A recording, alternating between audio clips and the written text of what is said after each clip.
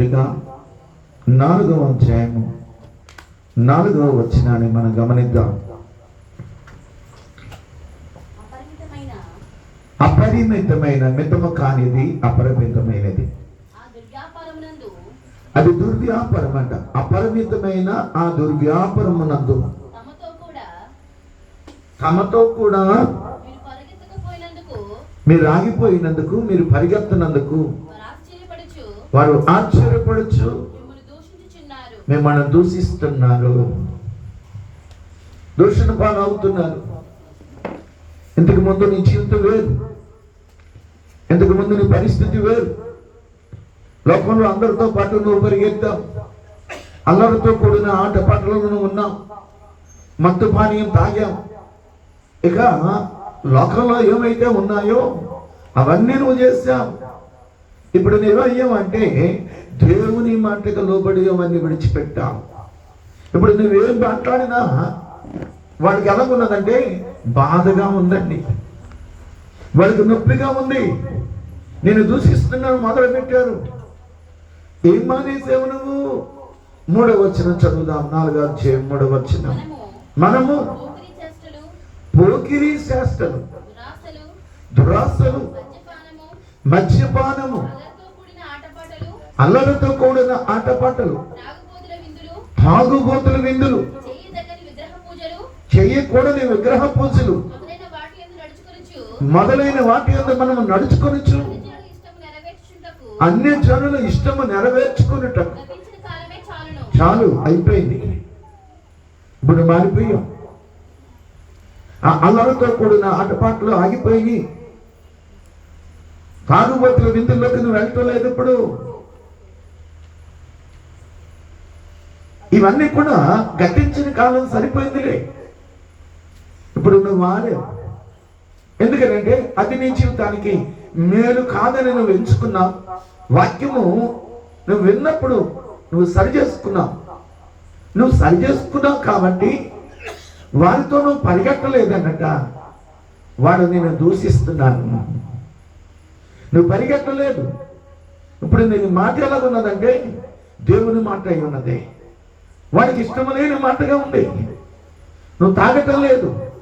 తాగేవాళ్ళు అంటున్నారు, రే పెద్ద పాస్టర్ అయిపోయారా, నువ్వు పెద్ద పాస్టర్ అయిపోయావు, నీ బ్రతుకు మారిపోయింది. మాతో తాగేవాడేనండి ఈడు. తాగితే ఆ రోజున పోయినాయి. ఆ అల్లంతో కూడిన ఆటపాటలు కానీ దుర్వ్యాపారం కానీ పోయింది. ఇప్పుడు నీ జీవితం కట్టుకుంటున్నావు, మేలుకరమైన మార్గంలోకి నువ్వు వెళుతున్నా. నేను ఏఎంఎల్ కాలేజ్ అనకాపల్లిలో బిఎస్సి డిగ్రీ చేసేవాడిని. నా చిన్నతనం నుంచి విజయనగరం బోర్డింగ్లో చదువుకున్నానేమో.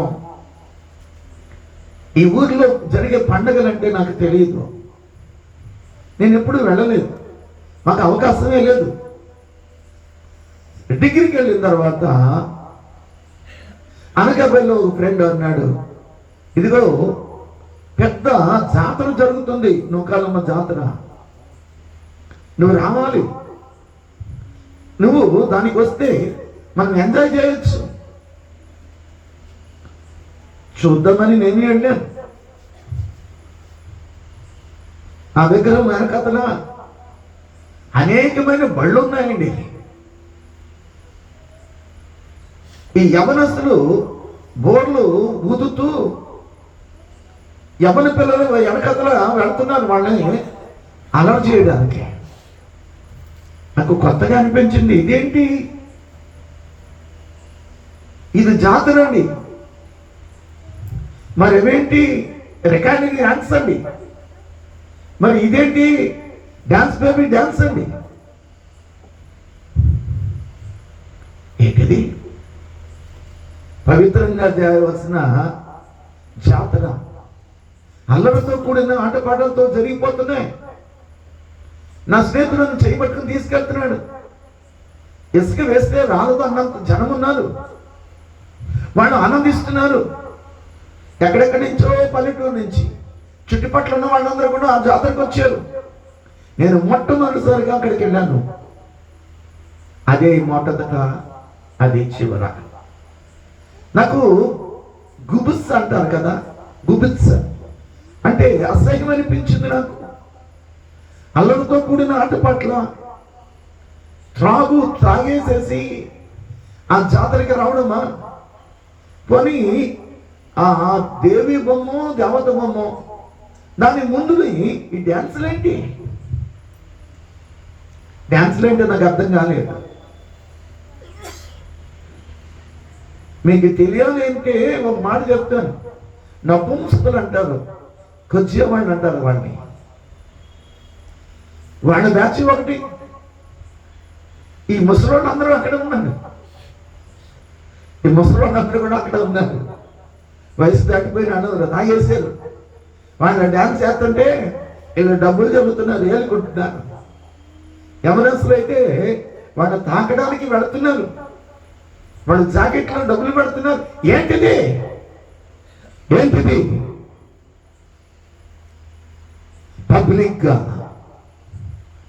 పబ్లిక్ ఎవరైనా చూస్తారని భయం లేకుండా అల్లరితో కూడిన ఆటపాటలు. అది బాగోలేదు, నువ్వు మానేస్తావు. ఈరోజు అది మంచిది కాదనుకున్నాం. త్రాగుబోతుల విందులు మానేసాం. అల్లరితో కూడిన ఆటపాటలు మానేసాం. ఇప్పుడు నీ ఇల్లు ఏమైందంటే దానికి నిలయం కాలేదు. వద్దంటున్నావు. నిన్ను బట్టి తిట్టుకుంటున్నారు మాట. నేను అసహించుకున్నాను. గొప్పగా మారిపోయాడు ఈవిడు. మేము తాగుబోతులు, మేము తిరిగిపోతులు, వీడు మాత్రం చాలా మంచోడు. దూషణ. నీకు బాధ కలుగుతుంది కదా, నీకు నొప్పి కలుగుతుంది కదా, కలగనబోతావు. ఈ లోకము వారితో నువ్వు పరిగెత్తలేదని అసూయ. నువ్వు మంచివాడైపోయావు. నువ్వు తాగుతూ ఉంటే రోడ్ల మీద పడితే నిన్ను తీసుకొచ్చి, ఏమండి అమ్మగారు, వీడు తాగుబోతు అయిపోయి నువ్వు తాగలేదు ఎట్లంటే, నేను బాగానే తాగాను కానీ బాగానే ఉన్నానండి, మీ వాడు ఎక్కువ తీసుకున్నాడు. ఇది ఇంకా సెల్ఫ్ ఇటు డబ్బా. అప్పుడు తల్లి ఎంత బాధపడి ఉంటుందో, నీ అన్నదమ్ములు ఎంత తలదించుకుని ఉంటారు కాదా? ఈరోజు క్రైస్తవ చిత్తంలో ఎలా ఉండాలి అని దేవుడు కోరుకుంటాడంటే, ఆనాటి ఆ కాలం చాలు. ఈరోజు నువ్వు పరిగెట్టలేదని వాళ్ళతోటి, నువ్వు తాగలేదని, అల్లర్చడగా తిరగలేదని, డబ్బు ఖర్చు పెట్టలేదని వాళ్ళు నిన్ను దూషిస్తున్నారు. నువ్వు బాధపడద్దు. నువ్వు బాధపడవలసిన అవసరం లేదు. మనే అది నీ జీవితానికి మంచిది కాదు.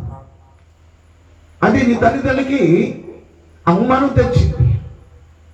నువ్వు సంపాదించిన కష్టమంతా ఆ తాగుడు పోసేది. వదిలేయి. ఎవరైనా ఏమన్నా అనొచ్చు, వాళ్ళు నిన్ను ఆడం చేయొచ్చు. ఒరే, ఇడేదో మానేసాడట్రా, ఇడేదో మారిపోయాడట్రా, కిరస్థానం కూడా అయిపోయాడు, బాప్తిసం తీసుకున్నాడట, మనతో ఆటలాడడానికి రావట్లేదు, మనతో పాటలు పాడడానికి రావట్లేదు, ఇడి జీవితం వేరైపోయిందని నిన్ను ఒకవేళ దూషించవచ్చు. No problem. దేవుడు నీ పక్షంగా ఉన్నాడు. నిన్ను నిలబెట్టేవాడు నీ పక్షంగా ఉన్నాడు. నువ్వు భయపడవలసిన విషయం లేదు. అపోస్తలుల కార్యాలు 2వ అధ్యాయం 12వ వచనం చదువుదాం. అందరూ విభ్రాంతి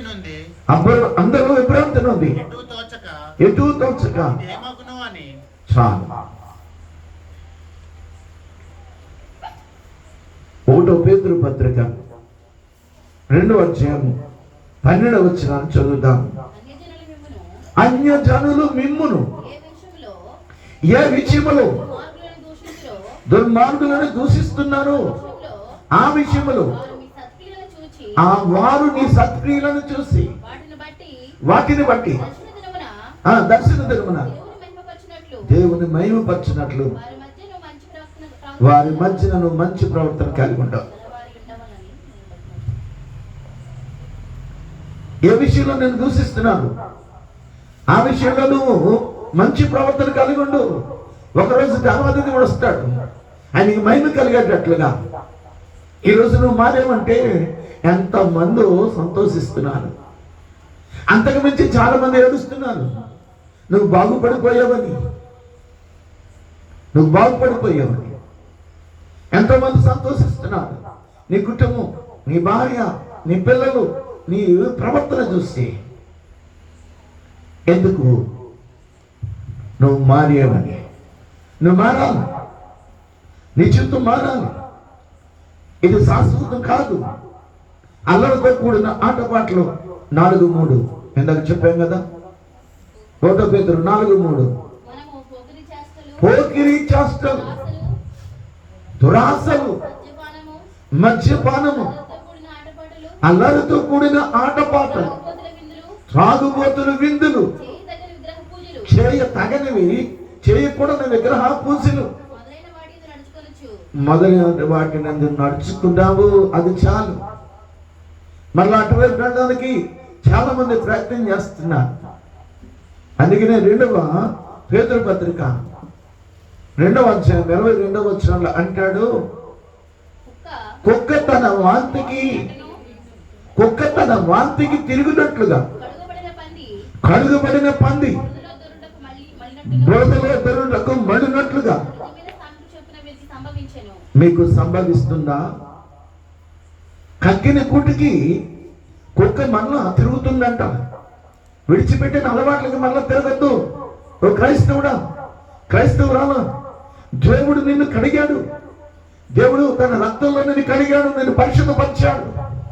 బురద లాంటి నీ జీవితాన్ని, బురద కలిగిన పందివలి, నీ జీవితం పందివలి ఉంటే ఆ బురదనే పాపాన్ని కడిగాడు. మళ్ళా ఆ బురదలో, ఆ పాపంలో నువ్వు దొరకడానికి ప్రయత్నం చేయొద్దు. దేవుడు నిన్ను కడిగాడు. విడిచిపెట్టిన అలవాట్లు, అది కుక్క తన వాంతికి తిరిగినట్టుగా నువ్వు తిరుగుతున్నావేమో. కక్కేసిందని నువ్వు విడిచిపెట్టావు, ఇక నీకు అక్కర్లేదు. అది మళ్ళా దానికోసం పరిగెడుతున్నావా? కక్కిన గుడ్డుకు ఆశపడుతున్నావా? వద్దు. దేవుడు నిన్ను కడిగాడు. తన రక్తంతో. నువ్వు ఎలా ఉండాలని తెలుసా? సత్క్రియలు చేయడానికే నేను పిలుచుకున్నాడు దేవుడు. సత్క్రియలు, మంచి క్రియలు చేయడానికి దేవుడు నిన్ను పిలుచుకున్నాడు, నేను ఏర్పాటు చేసుకున్నాడు. ఎంతో మంది నేను అనొచ్చు, గొప్పగా మారిపోయాడు రా, మొన్నటి దాకా తాగిపోతూ వీడు తాగేవాడు రా మాతోటి, ఇప్పుడు మమ్మల్ని విడిచిపెట్టేసాడు. నువ్వు వాడితో పరిగెట్టలేదు. అందుకని వాళ్ళంట ఆశ్చర్యపడ్డారంట. ఆశ్చర్యపడి ఏమంటున్నారో తెలుసా? 4 అంటున్నాను చూడండి. 1 పేతురు పత్రిక 4వ అధ్యాయం 4వ వచనంలో అపరిమితమైన ఆ దుర్వ్యాపారమునందు తమతో కూడా పరిగెత్తకపోయినందుకు వారు ఆశ్చర్యపడచ్చు. ఎందుకు దూషిస్తున్నారు? చెడ్డ పని చేసేవానా? కాదు, మంచి పనిలోకి వెళ్ళావా? అవన్నీ విడిచిపెట్టామని. విడిచిపెట్టిన వాడికి నువ్వు ఎలాగున్నావంటే శత్రువుగా ఉన్నావు. విడిచిపెట్టిన వాడికి ఎలాగున్నావంటే, విడిచిపెట్టని వాడికి ఎలాగున్నావంటే నువ్వు వ్యతిరేకంగా జీవిస్తున్నట్టుగా ఉన్నావు. దేవుని యొక్క వాక్యం చెప్పిన పౌలు విషయంలో అన్యులు ఏం మాట్లాడుకుంటున్నారు తెలుసా? ఇదిగో భూమిని తలక్రిందులు చేసేవాడు ఇక్కడికి వచ్చారంట. పౌలు ఎలా కనపడుతున్నాడంటే తలకిందులుగా కనపడుతున్నాడు. ఆయన నిలబడ్డాడు, కానీ వాళ్ళు ఎలాగున్నారంటే తలకిందులుగా ఉండి ఈయన చూస్తున్నారు. తలకిందులుగా ఉండి అమ్మని అంటున్నారు, భూమిని తలకిందులు చేసేవాళ్ళు ఇక్కడికి కూడా వచ్చారా అని. భయపడద్దు. నువ్వు భూమిని తలకిందులుగా చేసేయడానికి కాదు, సరి చేయడానికి వచ్చావు, సరిదిద్దడానికి వచ్చావు. దేవుడు నిన్ను ఉన్నాం, నీ బంధువులు నిన్ను, నీ రక్త సంబంధులు నిన్ను తోలనాడు వచ్చేమో, కానీ ఒక్క మాట, నేను మంచి ప్లేస్లో ఉన్నాను. ఉద్యోగం చేస్తున్నప్పుడు 10 సంవత్సరాలు రష్యన్ ఎక్స్పర్ట్స్ దగ్గర ఉన్నాను, ఆ తర్వాత పెద్ద ఆఫీసర్ దగ్గర ఉన్నాను. ఎవరో తెలుసా, వాళ్ళు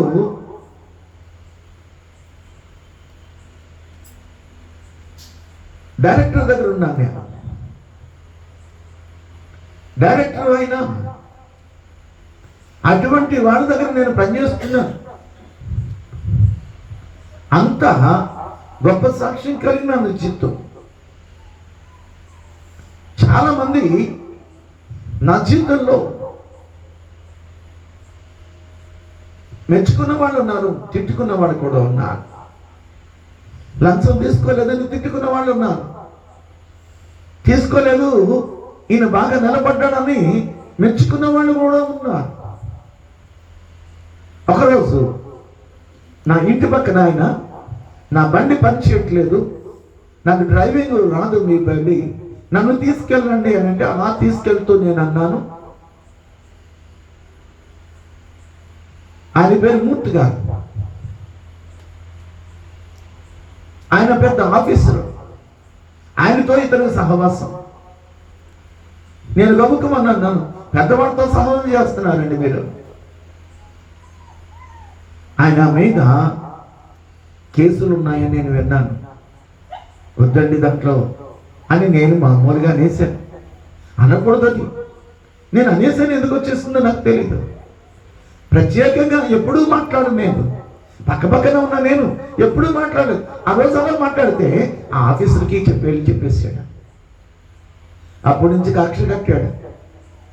ఆయన స్టోర్స్లో ఉన్నాడు, నేను పర్చేస్లో ఉన్నాను. పర్చేస్లో పెద్దవాళ్ళు అందరి దగ్గర ఉన్నాను. అందరూ నన్ను చాలా ప్రేమగా చూస్తుంటే అక్కడి నుంచి ఫోన్ చేశాడు మీ పెద్దవాడికి, వాడిని ఎలాగైనా సరే వాడి మీద నేను కక్ష తీర్చుకుంటాను, వాడిని ఎలాగా సరే నేను తొక్కేస్తానని తొక్కేస్తాను. ఎందుకంటే ఈ మాట నేను అన్నానని భయం వేసింది. ప్రతి ఒక్కరూ అదొకలాగా మాట్లాడుతున్నారు. ఇంతకుముందు ప్రేమ నాలో అంటే వాళ్ళ ప్రేమ నా మీద కనపట్టలేదు. సరే, ఆయన ఏం చేశారంటే సరిగ్గా మా ఆఫీస్కు మార్చారు. నాకు హెడ్ అయిపోయాడు. నాకు హెడ్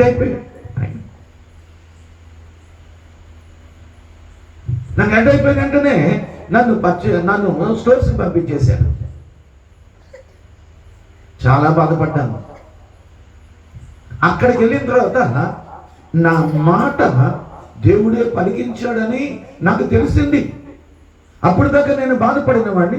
స్టోర్స్కి వెళ్ళిన తర్వాత ప్రత్యేకంగా ఏసీ రూమ్ ఒకటి నాకు. నేను వెళితే బండి పట్టుకుని పార్క్ చేసేవాడు ఒకడు, కారు నేను పార్క్ చేస్తే వెంటనే కడిగేసేవాడు ఒకడు, నా క్యారేజ్ తీసుకెళ్లేవాడు ఒకడు, నా భోజనానికి అక్కడ విశ్రాంతి వేసేవాడు ఒకడు, నాకు నీళ్లు తెచ్చేవాడు ఒకడు. నాకేందో ఒక 25-30 మంది. ఆ మాట నాకు ఎంత పని చేసింది అని అంటే నేను భయపడ్డాను. ఆయన నన్ను ఏం చేశాడంటే ఆ మాటను బట్టి నన్ను బయటికి ఇది దేవుడు ఏర్పాటు చేస్తుంది. ఇక్కడ ఉన్నప్పుడు వేరేగా ఉండేది నాకు. అక్కడికి వెళ్ళిన తర్వాత నేను ఒక పెద్ద ఆఫీసర్గా నన్ను చూసేవాడు. నా కింద పనిచేసేవాళ్ళు అందరూ కూడా, నా దగ్గరికి వచ్చేసా మీకేం కావాలి, అక్కడ పండించిన కూరగాయలన్నీ కూడా ప్యాక్ చేసి నా బాక్స్లో పెట్టేవాడు, నా కారులో పెట్టేవాడు. ప్రతిరోజు కూడా నేను ఎంతగా ఆనందించాను అంటే, ఒకరోజు నేను ఆ మాట అన్నందుకు నన్ను ఇక్కడ తీసుకొచ్చేసారు అనుకున్నానే కానీ ఆ మాట వలన ఆయన కోపం పుట్టించి దేవుడు నన్ను ఇక్కడ తీసుకున్నానికి ఆ మాట అన్నాడు అనిపించాడు. నువ్వు బాధపడద్దు, నువ్వు వ్యసనపడద్దు, నువ్వు కక్కిని కుటికి ఆశపడలేదు, ఇక వదిలిపెట్టిన ఆ వ్యసనానికి నువ్వు ఆశపడలేదు. అల్లరితో కూడిన ఆటపాటలకి, త్రాగుబోతుల విందులకి, చేయకూడని విగ్రహారాధనకి నువ్వు వెళ్ళలేదు. ఇక నువ్వు మారిపోయావు. మారాలి, నువ్వు మార్పు చెందాలి. 1 పేతురు పత్రిక 16 చదువుదాం. 1 పేతురు పత్రిక. మనస్సాక్షి కలిగిన వారై మా నిర్మలమైన మనస్సాక్షి నిర్మలమైన మనస్సాక్షి కలవారై మీలో ఉన్న నిరీక్షణ గురించి మీలో ఉన్న నిరీక్షణ గురించి మిమ్మల్ని హేతు అడుగు ప్రతి వానికి మిమ్మల్ని హేతు అడుగు ప్రతి వారికి సాత్వికముతోను సాత్వికముతో ప్రేమతోను భయముతోను సమాధానం చెప్పాలి. నేను సిద్ధముగా ఉండి భయంతో సాత్వికంగా ఉండాలి. కోపాన్ని మాని వ్యసనాన్ని మాని. మిమ్మల్ని హేతు అడుగుతున్నారు, ఎందుకు ఇలా మాట్లాడావు అని హేతు అడుగుతున్నారు. సమాధానం చాలా ప్రేమతో చెప్పాలి.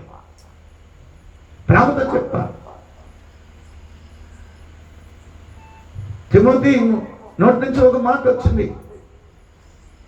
నేను సొంతంగా వ్యాపారం చేసుకుంటే బాగుంటుంది, లేదు నేను మా పెద్దనాన్న గారి ఇంటికి వెళ్తే మా పెద్దనాన్న దగ్గర నేను ఉండాలి, నేను సంపాదించిన మా పెద్దనాన్నకి ఇవ్వాలి, ఆయన అడిగితే తీసుకోవాలి ఇంకో 10 రూపాయలు, ఎందుకు ఆ బానిస బ్రతుకు అన్నాడు.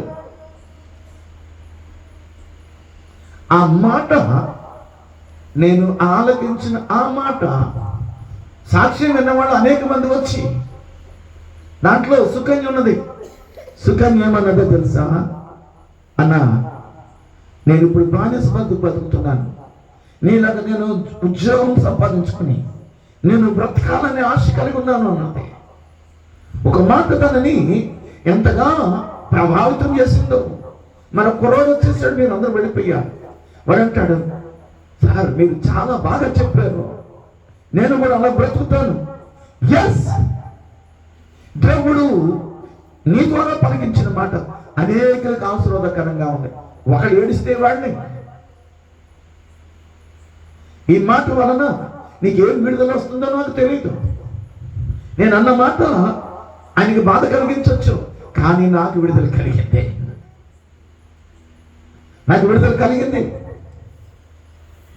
దేవుని సమక్షంలో నిలబడ్డావు, దేవుని పక్షంగా నువ్వు మాట్లాడుతున్నావు.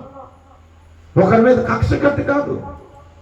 ఈరోజు కూడా వాళ్ళకి అందనంటే చాలా అభిమానం, ప్రేమ, భయము, భక్తి.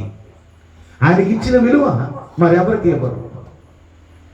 తమ్ముడు చనిపోతే కుటుంబము ఎందుకు పనికిరాకుండా పోతే ఆదరించలేని వాడు ఈరోజు రా పెద్దనాన్న మా ఇంటికి రా అని ఈ కుటుంబం ఎంతగా ఆదరిస్తుందో నాకు తెలుసు. అటువంటి వాడు ఏం మాట్లాడాడని, నేను అక్కడుంటే మళ్ళా బానిస బ్రతికే కదా, మా నాన్నగారు విడిచిపెట్టిన ఆ వ్యాపారం నేను చేస్తాను, నా కాళ్ళ మీద నిలబడతాను, నా కుటుంబాన్ని నేను పోషించుకుంటాను. నిలబడ్డాడు, పోషించుకున్నాడు. అదే విషయం సాక్ష్యంగా చెప్పాడు. మానే వ్యసనాలన్నీ మానే, పేకట మాని, జూదం మాని. ఈ జూదం ఆడిన వాళ్ళు ఎంతో మంది తమ బ్రతుకులు పాడు చేసుకున్న వాళ్ళు ఉన్నారు. తాగిన వాళ్ళు ఎంతో మంది బ్రతుకులు పాడు చేసుకున్న వాళ్ళు ఉన్నారు. ఎందుకు తాగుతున్నావు నువ్వు? సరదా సిగరెట్, అది గొర్రెలు కాల్చే సిగరెట్ ఇట్ట, నువ్వు కాదు కాల్చేది. ఎవడు ఆ మంచు కొండలో లేకపోతే మంచులో ఆ ఫారినర్స్ మంచు, వాడికి ఎప్పుడు కూడా హీటర్స్ పెట్టుకుంటారు. మనమేమో చలి కావాలని మనం అటు చలి ప్రదేశంలో ఉన్నారు. ఆ పొగలు వానకి పెడితే కొంచెం వెచ్చదనంగా ఉంటుందని. అది దొరలు కాల్చే సిగరెట్ నీకెందుకు? అది దొరలు తాగే మందు నీకెందుకు? అది దొరలు ఆడుకున్నది నీకెందుకు? ఇక్కడికి వచ్చేసింది, అది ఫ్యాషన్ అనుకుంటున్నాము. తాగితే ఎంతో మంది ఈరోజు జీవితాలు పాడు చేసుకున్నారు, కుటుంబాలు పాడు చేసుకున్నారు. అది వద్దు. నువ్వు నిలబడ్డావు. కుక్క తన వాంతికి తిరిగినట్లు మనం వెనక్కి తిరగద్దు. దేవుళ్ళు నిలబడ్డావు, దేవుని కొరకు నిలబడ్డావు. దేవుడు నిన్ను నిలబెడతాడు. మనుషులు కాదు నిలబెట్టిన వాళ్ళు నిన్న దేవుడు నిలబెట్టాడు. గర్వవద్దు, ప్రేమను చూపిద్దాం మనము. దేవుడు ఏమన్నా తన యొక్క వాక్యం చెప్పేటప్పుడు ఒకవేళ కాని మాట నీ నుంచి వచ్చినా అది కాని మాట కాదు, దేవుడు పలికించిన మాట. అది ఎవరికో కావాలి. కొంతమంది చాలా బాధపడతారు. చాలా మంది ఎవరో నా కోసం చెప్పేశారు, పాస్టర్ గారు మనసులో పెట్టుకుని మాట్లాడాలని చాలా మంది అన్నారు. నేను మాట్లాడుతుంటే ఎవరి కోసం మాట్లాడవలసిన అవసరం లేదు. దేవుని మాట ఉన్నది ఉన్నట్టుగా మాట్లాడదామన్నా. అది నీ జీవితాన్ని మార్చిందా, అది మంచిది. నీ జీవితానికి అది ఉపయోగకరం. తాగుడు మానే, తాగుబోతుల మీద మానే, వ్యభిచార జీవితం పులి స్టాప్ పెట్టు, అన్యాయపు జీవితం పులి స్టాప్ పెట్టు, అక్రమంగా నువ్వు సంపాదించొద్దు, అది నీ దగ్గర నుంచి నిలవదు. నీ కుటుంబము వీధులు పాలవ్వకుండా నువ్వు జాగ్రత్తగా ఉండవు. ఇది చెప్పడం తప్ప, ఇలా ఉండమని చెప్పడం తప్ప. నిలబడు దేవుని కొరకు, నీ కుటుంబం కొరకు నిలబడు, భవిష్యత్తు కలిగి నిలబడు. నేను నా కాళ్ళ మీద నిలబడా. నేను యూనివర్సిటీలో చదివాను, ఎంఏ ఆంధ్ర యూనివర్సిటీలో. మా మేనమామ అంటే మేనత్త కొడుకున్నాడు. ఆయనకి ఏం పని లేదు. ఒక కోయోడు చిలక జోస్యం చెప్తాను అన్నాడు. ఆడి ముఖం చాలా బాగున్నదట. మా మేనమామ ఆయన దగ్గరికి వెళ్ళి, నా మేనల్లుడు ఉన్నాడు, వాడు యూనివర్సిటీలో చదువుకున్నాడు, వాడికి పెళ్ళి ఎప్పుడు జరుగుతుందో చెప్పండి అంట. పెళ్ళి ఎప్పుడు జరుగుతుందంటే వాడికి పెళ్లి చేస్తేనే కానీ ఉద్యోగం రాదన్నట్ట. నేను ఇంటికి వెళ్ళాను. అరే బాబు, నీకు పెళ్ళి అయితేనే కానీ ఉద్యోగం రాదన్నాడు రా. వాడు చాలా మంచి జ్యోతిష్కుడు రా. నేనన్నాను, ఉద్యోగం వచ్చిన తర్వాత పెళ్లి చేసుకుంటాను. వాడేమో నువ్వు పెళ్లి చేసుకుంటే ఉద్యోగం వస్తుందన్నానే. నేను ఉద్యోగం వచ్చిన తర్వాత పెళ్లి చేసుకుంటాను, ఎన్ని సంవత్సరాలన్నా పర్లేదు, నా భార్య నేను పోషించుకోవాలి. ఎవరిని అడుగుతాను? పెళ్లి చేసుకుంటే ఉద్యోగం వస్తుంది, ఇవన్నీ కాకమ్మ కథలు. నువ్వు నిలబడు. మా నాన్నగారు చిన్నప్పుడు మా అమ్మ పాలు తాగుతుంటే ఆ ఒళ్ళో పెడితే, చిన్నప్పుడు మా అమ్మకి తెలీదు, మా నాన్న ఎంత అయ్యాడంటే వాడు బస్తా ఎత్తుకునేంత మనగాడైపోయాడు. బియ్యపు బస్తా ఒక్కడు ఎత్తుకోగలిగాడు. ఈడు బియ్యం బస్తా ఎత్తుకున్నాడు కాబట్టి నా కూతురు పోషించగలడు, అంత సమర్థుడు అని చెప్పి ఇంకా పాలు తాగుతుంటేనే కట్టేసి తాళి కట్టేసి. మీ భాషలో మీద కుదురుంటారేంటి? పెళ్ళైన తర్వాత మామయ్య పొట్టుగా ఉంది అత్తగారు, మీరేంటి ఇంత మదర్ బాబుల్లో ఉన్నారు, ఎలా చేసుకున్నారంటే ఏం చేయనమ్మా, అది పెరుగుతుందని పాలు తాగేటప్పుడే నన్ను మెడలో తాళి కట్టేశాను. అది అడగలేదు, భూములకే ఉంది. పెద్ద పిల్లైన తర్వాత నాకు కౌలు పెట్టారు, ఒరే నీ భార్య పెద్ద పిల్ల ఎందుకు తీసుకెళ్ళిపోవా అని.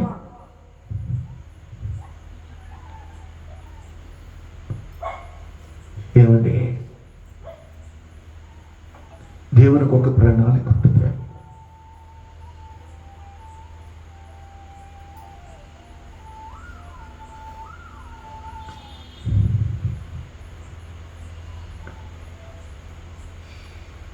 దేవునికి ఒక ప్రణాళిక ఉంటుంది.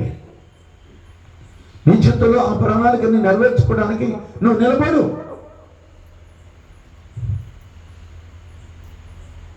పొట్టంకి అమ్మ అనేవారు మా అమ్మని. 8-9 మంది పిల్లలకి జన్మనిచ్చింది. 2 చనిపోయారు, 7 మిగిలిన. 7 కూడా ఒక ఉన్నతమైన స్థానంలో పెట్టింది. దేవుని కొరకునే ఉన్నాం. నీ కుటుంబము బాగుపడాలి, నీ పిల్లలు ఒక ఉన్నతమైన స్థానంలో ఉండాలి. నువ్వు తాగితే అవుతుందా? నువ్వు తిరిగితే అవుతుందా? నువ్వు వ్యసనాలకు లోనైతే అవుతుందా? అల్లరితో కూడిన ఆటపాటలతో ఇతరుల దగ్గర తిరుగుతుంటే అవుతుందా? అవ్వదు. నీ జీవితాన్ని మార్చగలిగిన వాడు యేసు ఒకడున్నాడు. నీ వ్యసనాల నుంచి, బానిసత్వం నుంచి నిన్ను బయటికి తీసుకొచ్చేవాడు యేసు ఒకడున్నాడు. ఆయన అడుగు. 1 పేతురు పత్రిక లేకపోతే యోధా పత్రిక 10వ వచనం చదువుదాం. యోధా పత్రిక 10వ వచనం చదువుదాం. మీరైతే మీరైతే తాము గ్రహింపని విషయములను గూర్చి వీరైతే తాము గ్రహించని విషయములను గురించి దూషించువారై దూషించేవారే వివేక శూన్యములకు వివేక శూన్యములకు మృగముల వలె మునగముల వలె వేటిని స్వాభిముఖముగా ఎదుర్కొందరో ఆ, ఎరుగుదురో వాటి వలన తాము నాశనము చేసుకుంటున్నారు. వారికి తెలియని విషయాలు కొన్ని ఉంటాయి. 3 మేకుల యొక్క విలువ ఒక వ్యక్తికి తెలియాలంటే దేవుని రుచి చూడాలి. 3 మేకులు పీక్కోలేని వాడు దేవుడా అని ఎందుకు పనికిరాని ఒకడు మాట్లాడుతున్నాడు. వాడికి తెలియదు, దాంట్లో ఉన్న గొప్పతనం ఏంటో తెలియదు. మాట్లాడమే గొప్ప అనుకుంటారు చాలా మంది, దూషించడమే గొప్ప అనుకుంటారు చాలా మంది. దూషించడమే గొప్ప. ఈరోజు ఏమంటారంటే తల్లిని విడిచిపెట్టావు, తల్లిని విడిచిపెట్టానంట. నేను ఏంటి హైందవ మతం తల్లి అంట. అంటే హైందవ మతం తల్లి అయితే ప్రపంచంలో ఉన్న వాళ్ళందరూ కూడా ఆ మతంలోనే ఉండాలి కదా. ప్రపంచంలో ఉన్న వాళ్ళందరూ ఆ మతంలోనే ఉండాలి. ప్రపంచంలో ఎన్నో దేశాలు ఉన్నాయి. ఈ మతం నేను విడిచిపెట్టి క్రైస్తవ మతంకి వచ్చాను. మతం అంటే అదేంటంటే నా యొక్క నేను విశ్వాసం కలిగి ఉన్నానని అర్థం. నా విశ్వాసం నాది, నేనేమి విడిచిపెట్టలేదే. నేనేమో భారతదేశాన్ని నేను దూషించలేదే. మతం అంటే విశ్వాసం. ఏమంటే మా నాన్నగారు చుట్టు తాగారు, మా అమ్మగారు చుట్టు తాగారు, మా పాస్టర్ గారు అడిగారు మీ అమ్మ నాన్న ఫారెన్ వాళ్ళు, ఫారెన్ భార్య భర్తలు ఇద్దరు తాగుతారు. వాళ్ళు తాగారా? నేను తాగలేదే. నేను తాగానా? ఈరోజు వాళ్ళు గోచి కట్టుకున్నారని నేను గోచి కట్టుకున్నానా? లేదే. దానికంటే మేలైన మార్గం నేను ఎంచుకున్నాను. ఆ చుట్ట తాగడం మంచిది కాదని అనుకున్నాను. ఆ స్వభావాన్ని నేను విడిచిపెట్టాను. నువ్వు విడిచిపెట్టావు. నువ్వు దేవుని దగ్గరికి రా. దుర్వ్యాపారం ఎంత పనిచేస్తుందో తెలుసండి. ఒక సువార్త 15:13 చదువుదాం. దుర్వ్యాపారం ఎంత పనిచేస్తుంది అని అంటే, చిన్న కుమారుడు సమస్త ఆస్తిని కూర్చుకొని దూరదేశమునకు ప్రయాణమైపోయి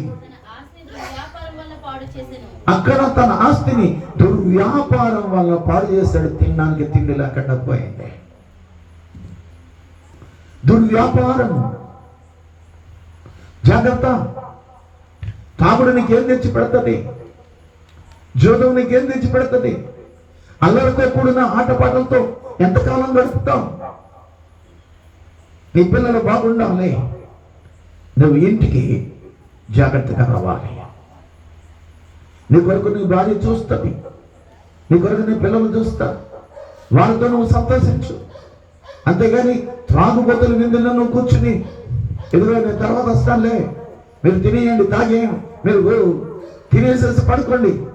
నీకోసం చూస్తున్నారయ్యా వాళ్ళ, నీకోసం చూస్తున్నాను.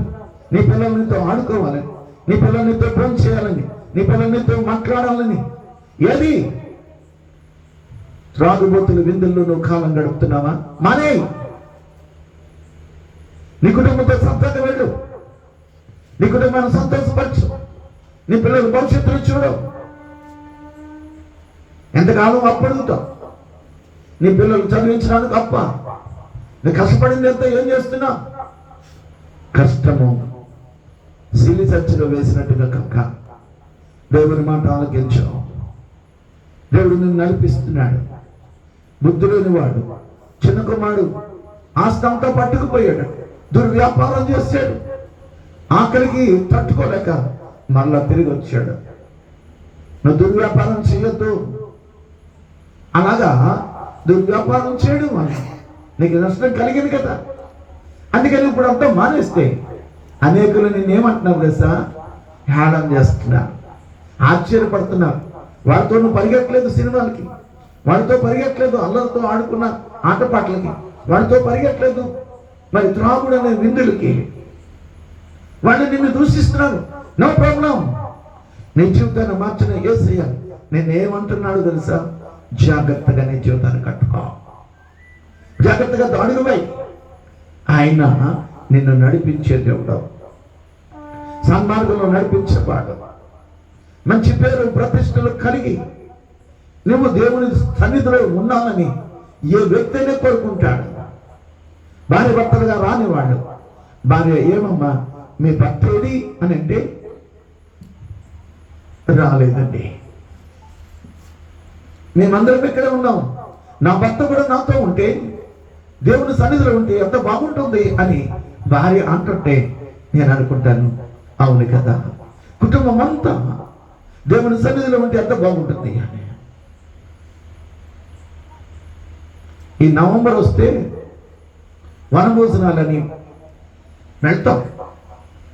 వనభోజనాలు మంచివే, కానీ ఏం చేస్తారంటే కొంతమంది పిల్లలు జల్లిపై వాడుతుంటే, ఆడవాడు ప్యాకెట్ ఆడుతుంటే, ఈ మగవాడు ఏం చేస్తుంటారు తాగుతుంటే ప్యాకెట్ ఆడుతుంటే, ఇదేనా వనభోజనం తాలూకా విలువ? ఇదేనా? స్వచ్ఛమైన వాతావరణం లేదు. వనానికి వెళ్ళాం, నీ భార్య పిల్లలతో నువ్వు ఆనందించావు, వాళ్ళతో కబుర్లు చెప్పాలి, ఎలాగున్నదమ్మని చదువు, ఏంటి ఉన్నది నీ ఇంట్లో, ఏం కష్టం వచ్చింది, నేను సరిగా ఉన్నానా, నీకు బాధపడుతున్నాను, ఒక్క మాట ఎప్పుడన్నా అన్నావా? మగవాళ్ళందరూ ఒకవైపు, ఆడవాళ్ళందరూ ఒకవైపు, పిల్లలందరూ ఒకవైపు, వీడు బాధపడుతున్నాడు ఆడుకుంటాడు. ఏమండి, ఏది సంతోషం ఎక్కడ, సమాధానం ఎక్కడ? కలిసి వెళ్ళావు, కలిసే భోంచేస్తున్నావు అంటే నువ్వు కుటుంబాలుగా కలిసి భోంచేయాలండి. ఏం చేస్తారంటే మగవాడికి పెట్టేస్తారు, పిల్లలకి పెట్టేస్తారు, ఆడవాళ్ళు తింటారు. ఏదండి మన భోజనాలు? ఎక్కడ? దేవుని సన్నిధికి వచ్చినప్పుడు అందరూ కలిసి రావాలి, అందరూ చేతులెత్తి ప్రార్థన చేయాలి, దేవుని కొరకు నువ్వు నిలబడు. దేవాలయంలో నీ చిత్తులు గొప్ప కార్యాలు చేస్తాడు. రోమిలకు రాసిన పత్రిక 13వ చదువుదాం. రోమిలకు రాసిన పత్రిక 13వ మరియు మీరు కాలము నెరిగి తెలుసుకొని అలాగు చేయుడి. ఇప్పుడు ఉన్నది కనుక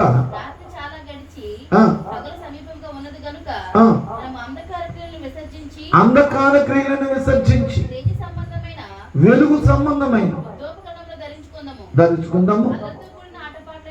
అల్లరితో కూడిన ఆటపాట్లైనను, మత్తైనను లేక కామ విలాసములైనను, పోకిరి చేష్టలను లేక గర్వమైనను, కలహమైనను, మత్సరమైనను లేక పగటి యందు నడుచుకున్నట్లు మనం మర్యాదగా నడుచుకోవాలి. మన జీవితము విలువైన జీవితం కావాలి, విలువైన జీవితం కావాలి. నీ పిల్లలు ఒక ఉన్నతమైన స్థితిలో ఉండాలంటే నువ్వు వాడికి మార్గదర్శిగా ఉండాలి, నువ్వు మాదిరిగా ఉండాలి. నిన్ను బట్టి నీ పిల్లలు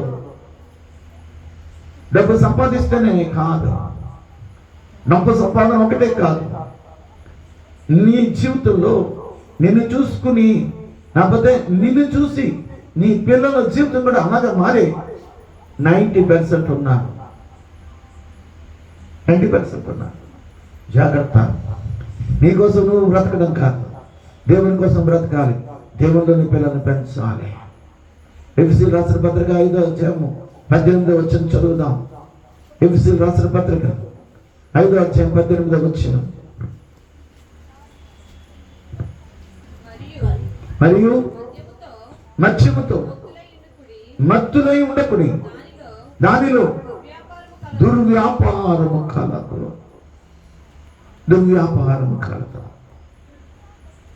మత్తులై ఉండొద్దు. ఏం చేస్తారో వారికే తెలియదు. ఈ మత్తు వారిని పశువుగా మార్చేసే పరిస్థితి. దేనికి తాగాలి? నీ శరీరానికి ఆరోగ్యమా? నీ కుటుంబానికి క్షేమమా? కాదే. ఎందుకది?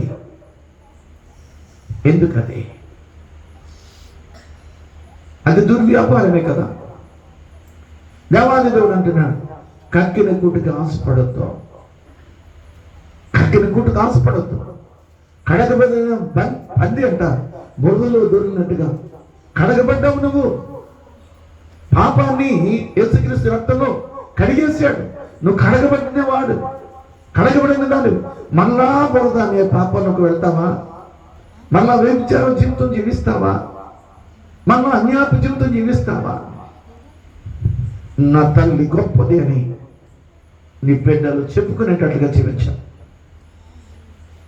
నా తల్లి నన్ను పోషించింది, నా తల్లి నా కొరకు కష్టపడది, నా తల్లి పవిత్రురాలు, నాకు దేవుని పరిచయం చేసింది, దేవుని సన్నిధికి నన్ను తోడుకుని వెళ్ళింది, నేను ఇంత అత్యుత్తం జీవిస్తున్నానంటే నా తల్లి అని ప్రతి బిడ్డ చెప్పాలి. ఒక అమ్మాయి ఏమంటుంది తెలుసా?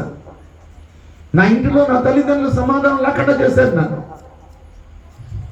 నా తల్లిదండ్రులు నాకు ప్రేమనివ్వలేదు, అందుకని ప్రేమ కలిగిన అబ్బాయితో నేను వెళ్ళిపోతున్నానని చెప్పింది. So sorry. ఇంటిలో అమ్మాయికి సమాధానం లేకుండా చేశాడు. భార్యాభర్తల మధ్యన ప్రేమ లేదు, భార్యాభర్తల మధ్యన ఐక్యత లేదు. పిల్ల ఏమన్నదంటే, ఆ ప్రేమను పంచే ఒక అబ్బాయి నాకు దొరికాడు, ఆ అబ్బాయితో నేను వెళ్ళిపోతున్నానంటే తల్లిదండ్రులకి ఎంత బాధ కలగాల ఒకసారి ఆలోచించే. చర్చకు వచ్చిన ఒక ఆయన అంతకుముందు తాగేవాడు, తాగుడు మానేశాడు. ఎందుకు మానేసామని అడిగితే ఆయన సాక్ష్యం చెప్తున్నాడు, నా కొడుకు పైకి ఎదుగుతున్నాడు, నేను ఏ వ్యసనం కలిగి ఉన్నాను, ఆ వ్యసనము వాడికి రాకుండా నేను వాడికి వద్దు ఇది అని చెప్పడానికి నేను మానేశాను. మానేయి. నీ అన్యాయపు జీవితము నీ పిల్లల మీద పడుతుంది, నీ అక్రమమైన జీవితం పిల్లల మీద పడుతుంది. నీ సరి అయిన జీవితం లేకపోతే అన్యాయపు సంపాదన, అక్రమమైన సంపాదన నీ పిల్లల మీద పడుతుంది. జాగ్రత్తగా గమనించు.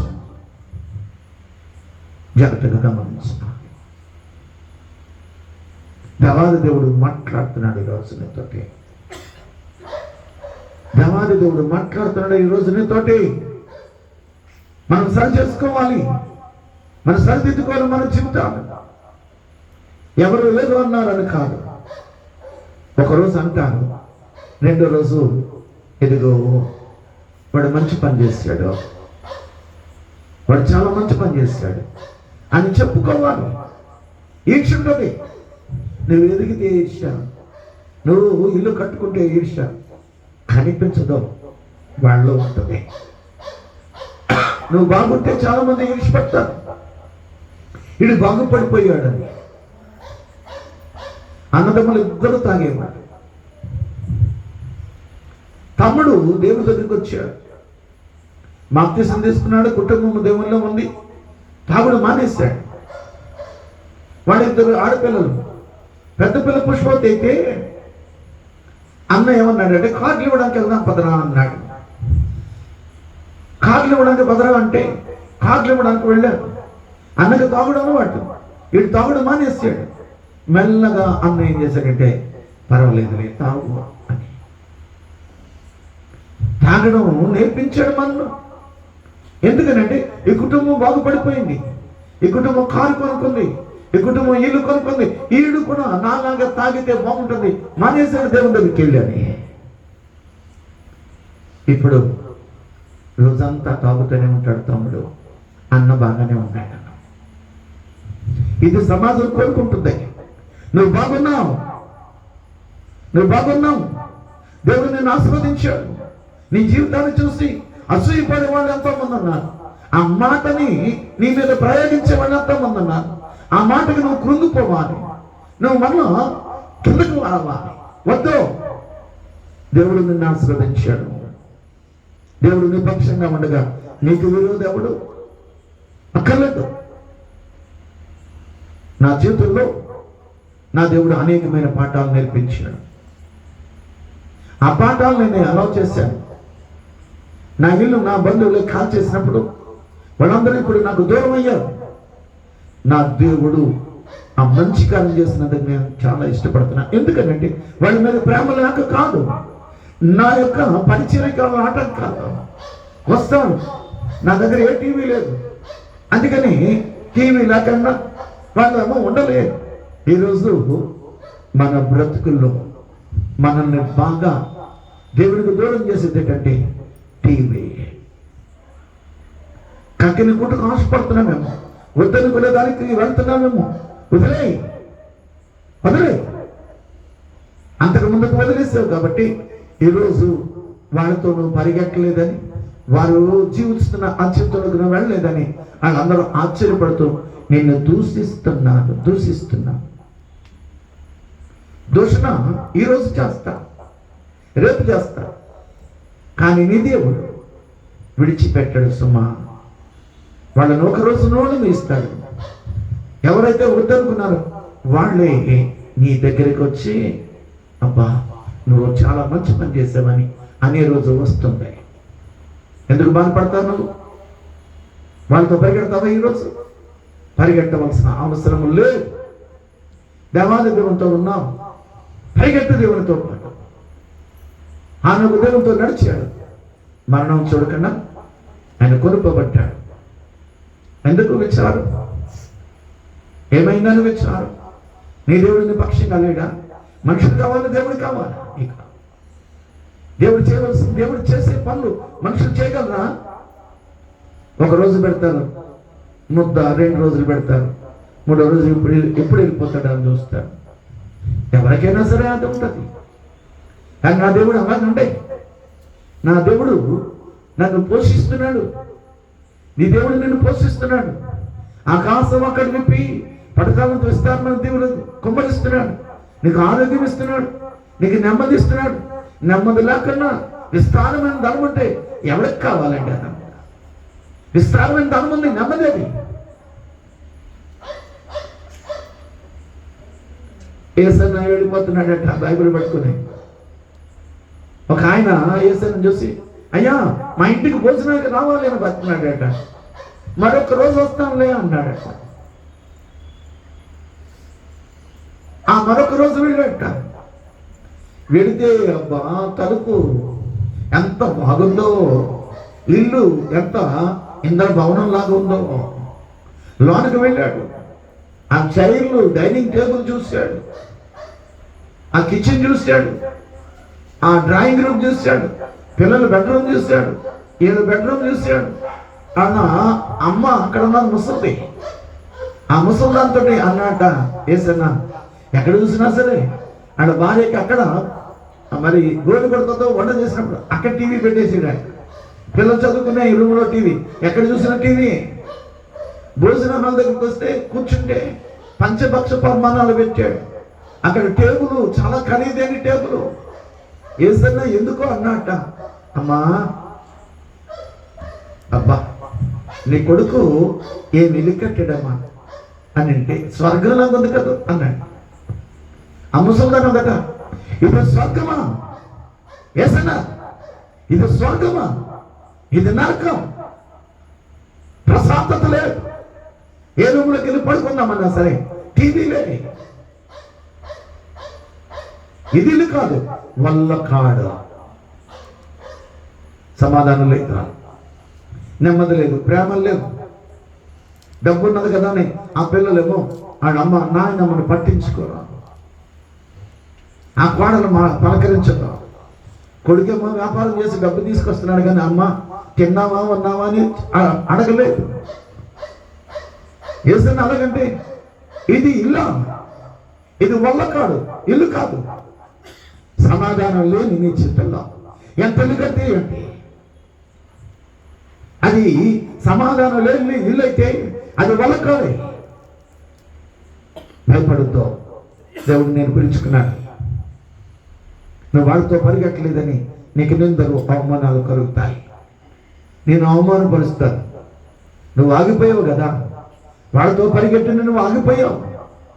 నీ జీవితం వేరైపోయింది. ఇప్పుడు పరిశుద్ధమైన జీవితం, ప్రత్యేకమైన జీవితం గడుపుతున్నాం. వాళ్ళతో అంతలాగా విందులకు వెళ్ళలేదు, వినోదాలకు వెళ్ళలేదు. ఇవన్నీ కూడా దేవాది దేవుడు నిన్ను ప్రత్యేకపరుచుకున్నాడు. కాబట్టి ప్రత్యేకంగా ఉండు. వాళ్ళు ఏదో అన్నాడని కానీ, వాళ్ళు ఏదో తోలునాడని కానీ, నిన్ను దూషిస్తున్నాను కానీ నువ్వు భయపడద్దు. దేవుడు నీ జీవితంలో గొప్ప కార్యాలు చేస్తాడు. పరిశుద్ధమైన జీవితం, ప్రత్యేకమైన జీవితం గడుపుదాం. దేవుడి మాటలు దీవించును గాక. ఆమేన్. ప్రార్థన చేస్తున్నాం.